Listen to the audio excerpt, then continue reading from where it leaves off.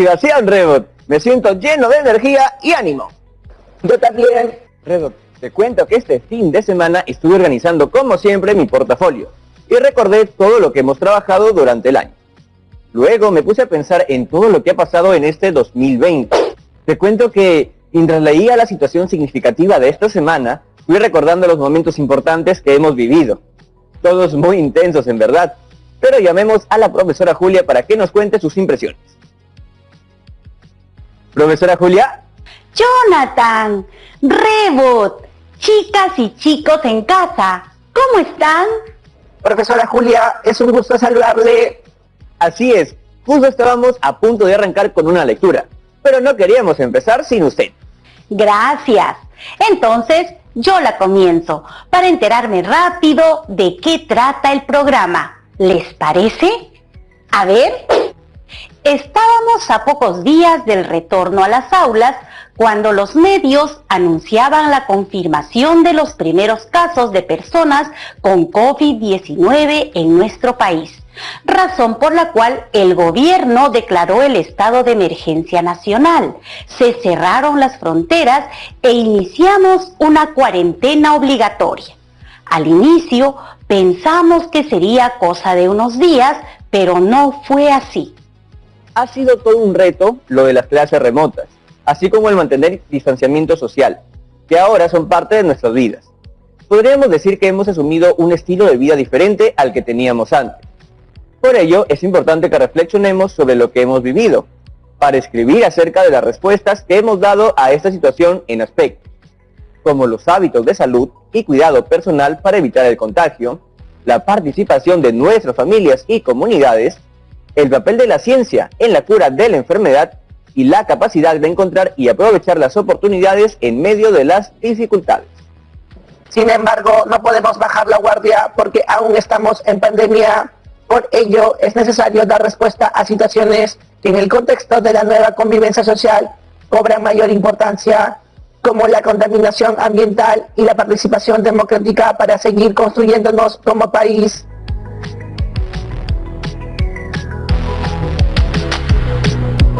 ¿Cuántos cambios y retos? Y las preguntas que orientarán esta experiencia son: ¿de qué manera desde nuestras potencialidades podemos contribuir a enfrentar exitosamente los desafíos en la nueva convivencia social?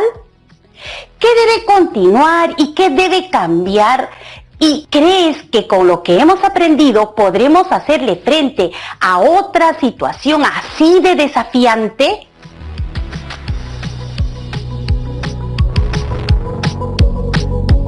Y nuestro reto en esta experiencia será escribir una crónica sobre el 2020, para seguir construyéndonos como país. Para eso vamos a plantear las siguientes actividades. Veamos nuestra ruta de aprendizaje. En el programa de hoy reflexionaremos y planificaremos la escritura de una crónica sobre el 2020, para seguir construyéndonos como país. Y luego, en el próximo programa, revisaremos y escribiremos la versión final de la crónica, y la difundiremos. Gran tema y experiencia la que tenemos enfrente. Profesora, yo he escuchado sobre las crónicas, pero no recuerdo muy bien su definición, características ni estructura. Veamos un ejemplo. A ver, al inicio han escrito Valle de Supe. Me imagino que eso nos sitúa sobre el lugar del que se va a hablar, ¿no? Y el título es Miralla vuelve a la luz. ¿Qué predicciones se pueden hacer a partir del título? Yo sé que Miralla es una ciudad, y la expresión vuelve a la luz, para mí, hace referencia a que va a ser valorada o apreciada nuevamente. ¿Es correcto eso? ¡Vamos bien! Recuerda que las predicciones no necesariamente tienen que ser correctas, sino que ayudan a conocer cuáles son tus saberes previos en relación al texto. Rebot, ¿podrías realizar una mirada rápida a la lectura? iniciando proceso de revisión rápida, proceso terminado. Este es un texto continuo y tiene varios párrafos pequeños. Puedo identificar varios nombres de lugares: Caral, Miralla, Supe y también palabras que se pueden asociar como zona arqueológica, ciudad sagrada, estatuillas. Además noto referencias de fechas 1977, 5000 años y 2002. Muchas gracias, Rebot. ¿Se dan cuenta? Ya tenemos varias pistas. Ahora empecemos con la lectura. Conocida también como la ciudad de las estatuillas. La zona arqueológica de Miraya es parte de la gran civilización Caral. Con apoyo del Mincetur, el sitio estará muy pronto a disposición del turismo. ¿De qué trata este párrafo? Se menciona que Miraya es parte de la gran civilización Caral. ¡Cuánta historia y cultura en un solo lugar! Además se afirma que será un destino en el que se podrán realizar actividades turísticas. Profesora, ¿en qué año fue escrita esta crónica? En febrero de 2015. Imagino que actualmente se podrá realizar también algo de turismo en ese lugar, ¿o no? Guardando los cuidados del caso, claro. ¿Estás pensando lo mismo que yo, Rebot?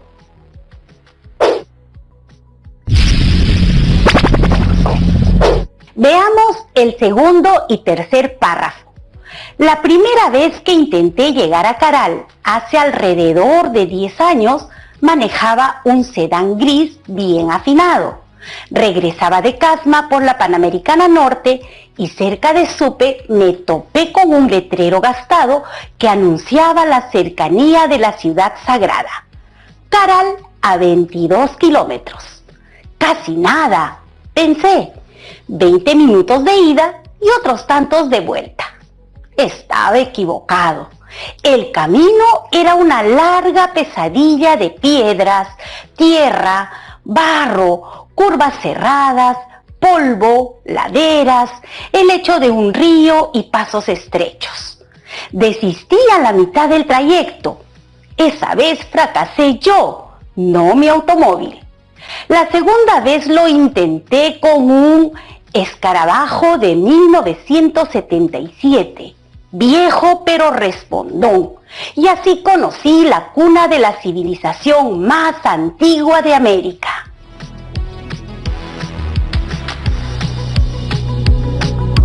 ¿Cómo fue esta primera experiencia? En el texto se cuenta que el camino fue complicado e incluso no hubo cómo continuar, pero no por culpa del automóvil, sino por decisión de quien escribe la crónica. Sin embargo, cuenta que en la segunda ocasión sí logró llegar. Bien, sigamos con la lectura, que tengo mucha curiosidad. Pero continuemos después de la pausa. Qué bueno que el segundo intento llegó, porque miren nomás de lo que se hubiera perdido. Amigas y amigos, ya regresamos con Aprendo en Casa. No se vayan lejos, que vamos a aprender más sobre Miraya.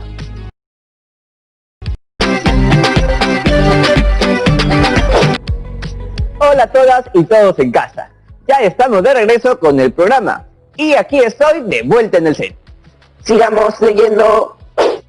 La vía de acceso al Valle de Supe ha mejorado mucho desde aquella primera experiencia fallida, para suerte del turismo. Lo que ha avanzado también es la investigación del equipo multidisciplinario de la zona arqueológica Caral, SAC, cuyos profesionales han desentrañado la compleja organización y desarrollo en ciencia y tecnología que alcanzó esta sociedad milenaria. Hace 5000 años, los antiguos caralinos aplicaron conocimientos propios para aprovechar el entorno natural y lograron un importante grado de organización social y económica. ¿Qué se afirma sobre la población de Caral? Que desde hace 5000 años ya aplicaba conocimientos tecnológicos propios para aprovechar el entorno natural. ¡Wow! ¡Muchísimo tiempo! Sigamos con la lectura. Hay como un subtítulo, ¿ven? Estudios y turismo. Y luego continúa el texto. En este sector arqueológico, además de Caral, destaca la ciudad de Miraya, con sus edificios monumentales y plazas circulares superpuestas. Explican los voceros de la SAC, para la construcción de plataformas en los edificios piramidales de Miraya, fue necesario el traslado de grandes bloques de piedra, mientras que las paredes las construyeron con quincha y adobe. En Miraya, los arqueólogos han encontrado estatuillas modeladas en arcilla no cocida que representan a pobladores locales. En los detalles de su vestimenta, el peinado y en los gestos, estas piezas expresan significados de importancia para la sociedad y son fuente de información para comprender cómo era su vida cotidiana. Sí, recuerdo haberlas visto durante la pausa, antes de regresar al estudio. Me tomé un par de selfies. Estudios y turismo es un intertítulo para señalar el tema a tratar en los siguientes párrafos. Profesora, en las crónicas se puede encontrar más de un intertítulo. Gracias, Rebot. Vaya que esta crónica me emociona, porque se nota que hay mucho compromiso del autor con el tema. Lo veo en la forma en la que escribe. Veamos qué dice el último párrafo. Los estudios en Miraya avanzan de manera ininterrumpida desde 2002. Su puesta en valor cuenta con el apoyo económico del Plan Copesco del Ministerio de Comercio Exterior y Turismo. Próximamente este sitio contará con la habilitación turística y el acondicionamiento necesario para que todos los peruanos podamos conocer la historia de Miraya, aseguran los responsables de la SAC. Tendré entonces un nuevo aliciente para volver a Caral, aunque mi viejo escarabajo ya no me podrá acompañar. Aliciente se refiere a un incentivo, ¿no es así? Correcto, Rebot. Ahora, ¿qué se afirma al final de la crónica? ¿Será difícil llegar a Miraya? Se cuenta que se han estado realizando acciones para que más personas podamos conocer el lugar. Y al final, quien escribe la crónica menciona que por ello tendrá un nuevo aliciente, es decir, un incentivo para volver a Caral. Pero esta vez ya no irá con el automóvil con el que llegó la primera vez. Bien, hemos concluido entonces con la lectura, que es una crónica. Pero, ¿qué tipo de texto es esta? Es un texto narrativo en el que se cuentan sucesos o acontecimientos según el punto de vista de quien escribe. Exacto. Veamos su definición. A ver, leo. Es un texto que narra acontecimientos actuales. Su tema es una noticia destacada con el fin de despertar interés en el lector. Se puede clasificar según los temas que narra: policiales, políticos, deportivas, culturales, espectáculos o de interés general. ¿Y en qué se diferencia de una noticia?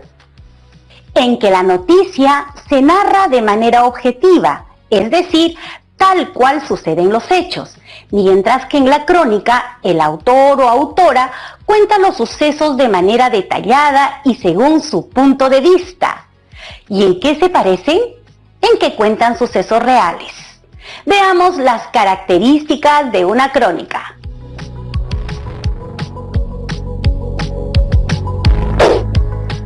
Los acontecimientos se narran de manera cronológica, o sea, se deben ordenar según la fecha en las que ocurrieron. La autora o el autor elabora la crónica desde su visión de los hechos. Por lo tanto, tendrá partes narrativas y también argumentativas. Tiene partes narrativas en las que se reconstruyen sucesos que ocurrieron en un tiempo específico. Tiene partes argumentativas en las que la autora o el autor señala su opinión en relación con los sucesos que narra. Finalmente se escribe en primera persona.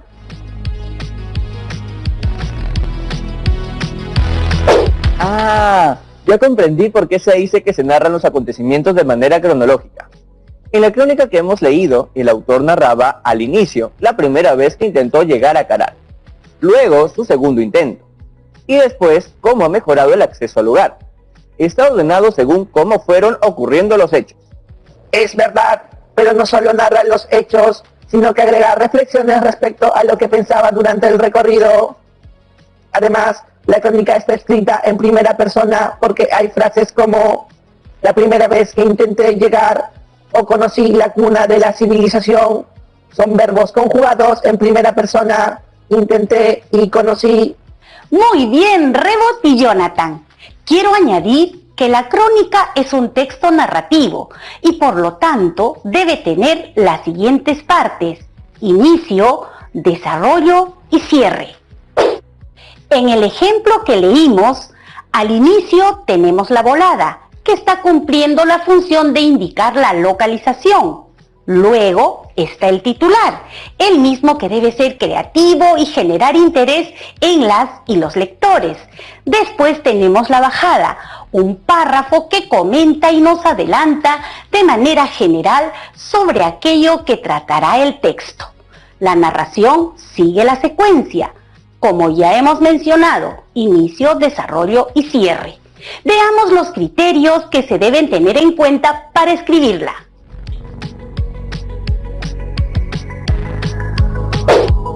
Primero, mi crónica responde al propósito, público, registro, estructura y tipo de texto. Después, mi crónica narra los acontecimientos que considero más importantes de este año 2020. Tercero, los acontecimientos de mi crónica se narran de manera clara, concreta y presentan emociones y sentimientos. Cuarto, las ideas de mi crónica se presentan con cohesión y coherencia. Y quinto y último, uso adecuadamente los recursos ortográficos y gramaticales. Listos criterios anotados en mi memoria. Y en casa recuerden anotar estos criterios. Es mejor, pues así no se olvida.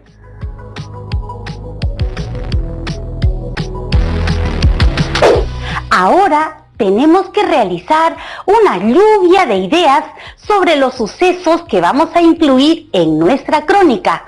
Recuerden en casa que cada una y uno de ustedes debe escribir sobre acontecimientos reales. En los siguientes programas de esta semana, en las distintas áreas, se presentarán temáticas y hechos sobre los que podrán escribir. Tomen nota del tema que sea de su interés escribir y de las ideas que les gustaría presentar en su texto. ¿Debemos colocar algún dato específico en la lluvia de ideas? Pueden agregar fechas, comentarios de especialistas, datos estadísticos, cualquier información que consideren importante para ustedes. Listo, empecemos, Rebo.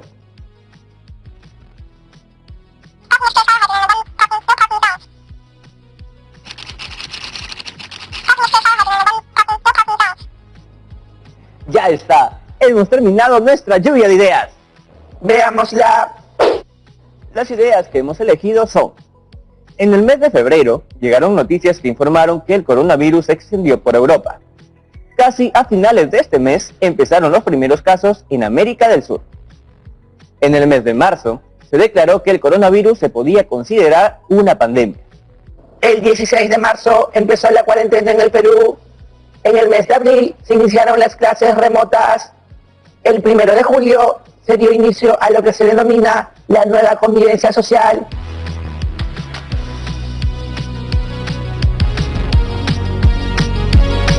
Muy bien.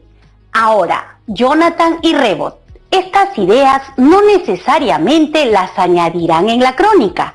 Las han elegido ahora, pero van a ir anotando más temas e ideas que aparecerán en los siguientes programas. Escuchen en casa. Tienen que evaluar y seleccionar cuáles serán los sucesos que finalmente quedarán en función a la temática que escribirán. ¿Hay algún acontecimiento o hecho que debemos considerar de manera obligatoria? No, lo fundamental es que sean importantes para ti. Escribir implica sentir, pensar, evocar y proyectarse. Por eso es muy importante que seleccionen un tema de su agrado y sobre el cual quieren comunicar y compartir sus ideas y reflexiones. Profesora, recordando experiencias anteriores, nos toca dar un paso importante antes de escribir, realizar nuestro plan de escritura. Exacto, Rebot. La primera pregunta es: ¿para qué escribiré mi crónica? La escribiré para dar a conocer los desafíos que hemos asumido en este 2020, así como mis reflexiones para seguir construyéndonos como país. ¿No les parece? Claro que sí. Luego, ¿a quién estará dirigida mi crónica? ¿Cuál será su estructura? Estará dirigida a mi comunidad y tendrá inicio, desarrollo y cierre. ¿Cuáles son los acontecimientos que presentaré en mi crónica? Por ahora son los mismos que mencionamos en la lluvia de ideas, pero no son definitivos, porque iremos revisando varios en los programas que vienen. Además, también podría escribir sobre lo que viví en casa, mis clases de baile, cómo me relacioné con mi familia y amigos, todas esas cosas. Es cierto, Jonathan. Eso está bien, porque hará que cada crónica sea única. Hay que contar cómo cada quien vivió este año. Y estoy segura que cada experiencia es muy distinta. Finalmente, debemos preguntarnos, ¿qué tipo de lenguaje utilizaré? Yo diría que emplearé un lenguaje formal, porque será dirigida a mi comunidad. Pero tengo una duda. ¿Puedo agregar o cambiar luego algunas ideas en mi plan de escritura?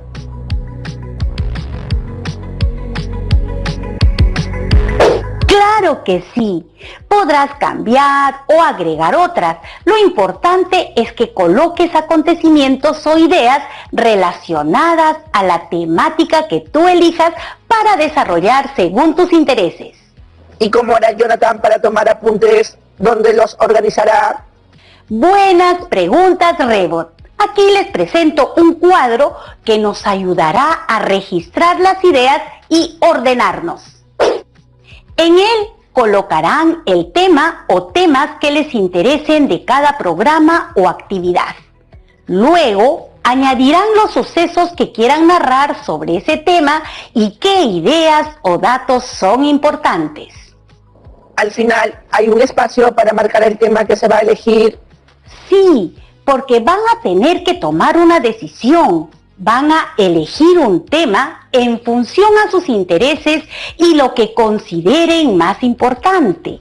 Eso es clave para que una o uno esté motivado al escribir su crónica. Ya saben en casa, coloquen datos o ideas para que se narren y expliquen mejor los sucesos, con fechas específicas y citas siempre que puedan. Los datos estadísticos también son bienvenidos. ¡Listo! Ahora ya sé cómo tomar apuntes en los siguientes programas. Profesora, bloque de preguntas.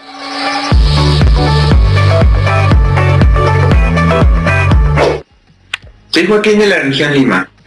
¿Todas las crónicas deben tener una volada y una bajada? En el ejemplo que vimos hoy, la crónica tenía una volada que indicaba la localización y a través de un párrafo se informaba de qué trataba el texto.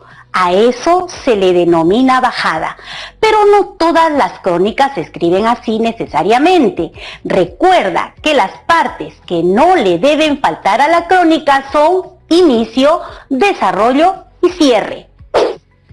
Hola, soy Camila de la región de Lima.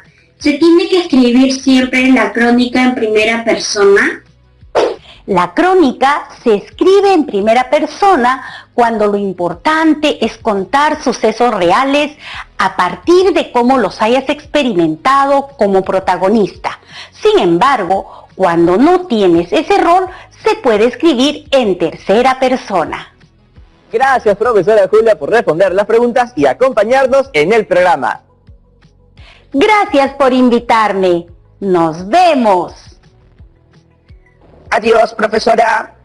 Bien, Rebot. En el programa de hoy reflexionamos y planificamos la escritura de una crónica sobre el 2020 para seguir construyéndonos como país. En el siguiente programa revisaremos y escribiremos la versión final de la crónica y la difundiremos. Y como las y los estudiantes del Perú siempre asumen desafíos, terminaremos con el reto para el siguiente programa. Escribe la crónica y compártela con familiares o amistades. Pídeles su opinión sobre tu texto. Recuerden que escribirán su crónica luego de tomar apuntes de los siguientes programas y tras haber realizado su elección.